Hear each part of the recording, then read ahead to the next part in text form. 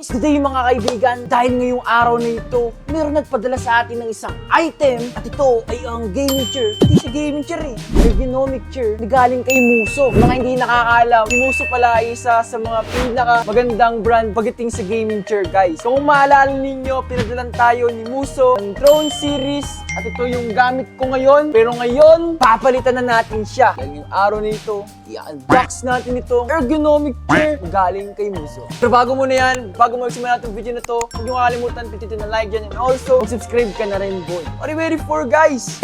Unbox natin to, boy. Lalabas muna tayo sa kwarto natin. Teka lang, bubuksan ko yung ilaw. Tol, bubuksan ko to ngayon, tol. Totoo nga lang, tinatamad nga akong magbobo ngayon eh. Teka lang, kunin ko ng cutter ko. Teka lang, babalik ako. A few minutes later. Ito na yun, pre! Bubuksan natin, boy. Malipata pagbukas ko, boy. Ayun, boy, punta ka dito. Bago muna yan pala, ipapakita ko muna sa inyo yung gaming chair na ginagamit ko for almost 2 years, guys. Punta ka dito, par. Dito. Kita nyo yan? Sobrang tibay ng gaming chair na to. Sa totoo nga lang, hindi ko pa naman talaga kailangan ng bago. Pre, Muso yan, pre, oh. Dragon King. Salamat.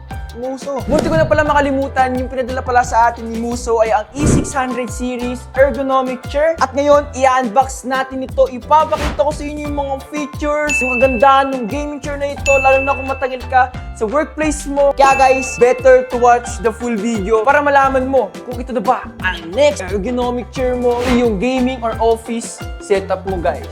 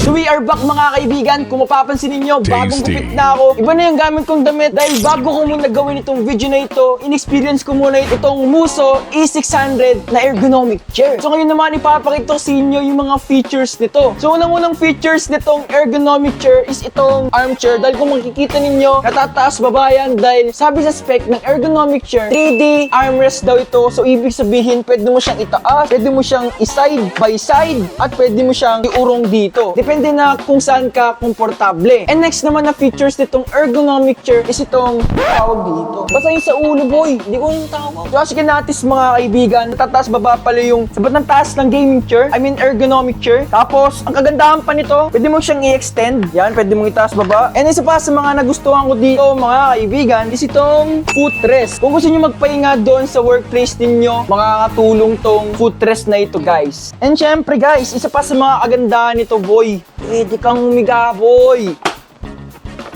Ayan na, talaga naman. Umalis ka na dyan. Tulog na ako. Siyempre guys, hindi rin mawawala dito yung mga basic features ng isang ergonomic chair. Pwede mo siyang itaas. Yan, pwede mo siyang itaas. Pwede mo rin siyang ibaba.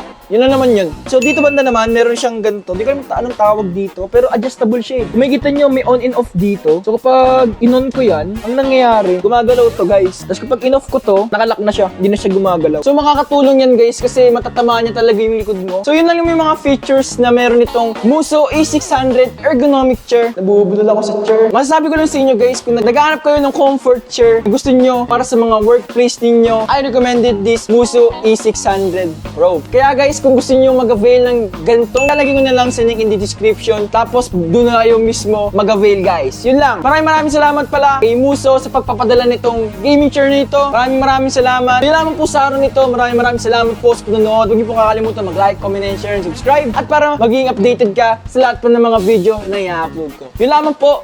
Maraming salamat. Bush!